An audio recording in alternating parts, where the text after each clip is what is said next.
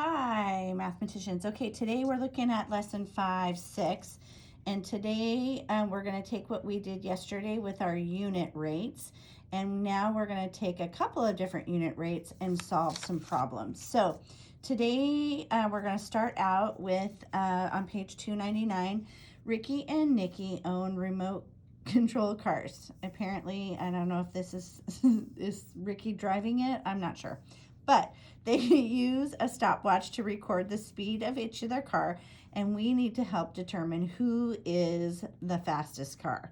So we want to go to our unit rates. We could do a couple different things. We could use our table, or I am going to use my ratio. So I'm going to do 150 feet over 30 seconds. Okay, and I'm gonna label these, and I'll explain why in a little bit. I want to get this down to how many feet per second, just like miles per hour.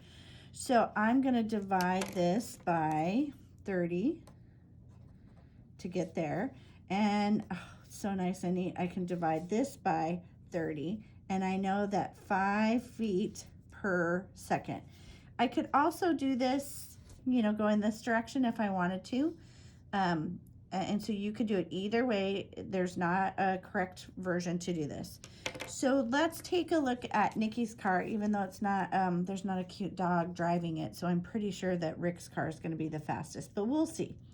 With this one, I'm going to set it up the exact same way. So I'm going to do 80 feet per 20 seconds. And this time I want to get down to the same thing. I want 1 second. To get here, I'm going to divide it by 20. Luckily, I can do this as well. Divide by 20, and I get 4 feet. So now I can see who goes faster. It's got to be because of the dog. So I know that Rick's car goes 5 feet per second, and Nikki's car goes 4 feet per second, and so Ricky's car has to be the faster car.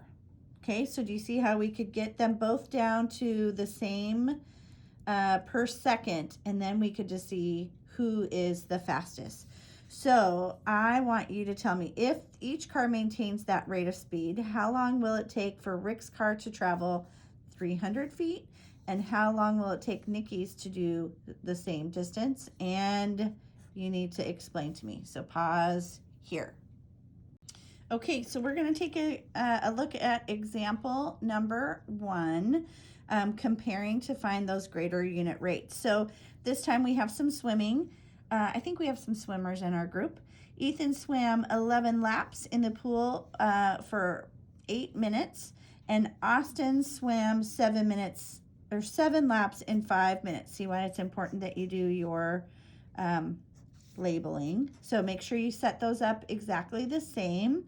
We want to know which one swam at a faster rate. So we're going to divide by 8. If I do it to the bottom, I'm going to do it to the top. I don't get a nice neat number, but it's okay because you can use your calculators. So for Ethan, he is swimming 1.375 laps each minute. Austin, we do the same thing. We're going to divide by 5 to get to that 1 second or minute. And we see that he is swimming 1.4 laps per minute.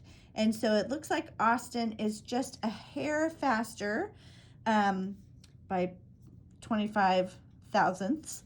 And in swimming, that's really how quick they go. So we want to make sure that we're able to figure that out.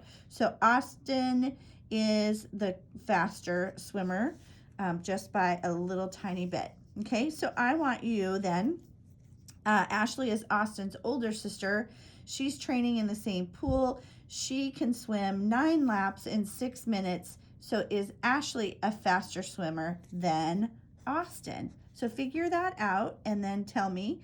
And then convince me, how can you use the unit rate in minutes per lap to compare Ashley's speed to Austin's speed? So give me the answer and then also tell me the convince me. All right, guys, we're going to take a look at the second example for this lesson. It is on page 301. And this time we're looking at lunch specials. And so we want to know, is 3 tacos for $2.40 better than the weekend special of 4 tacos for $3.40? So this time they have used a double number line. We know we want to get to 1 taco. How much does that cost? I could do this as well if I wanted to, but we're going to take that 3 divided by 3, 240 divided by 3, and so we get 80 cents per taco. Seems like a pretty good deal, but let's see if maybe the weekend special is even better. We could cut these in half, and you could do it that way if you'd like, but we're still dividing it by 4. And so when we do that, and we do that, we get 85 cents per taco. So we know that the lunch special during the week is a better value. Not by a whole lot, but it's important if you're trying to save your pennies, okay? So on the last try it for this lesson, explain how you would decide which is a better value with greeting cards.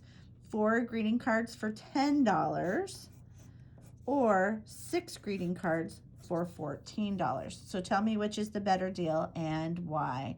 And you can definitely be using a calculator.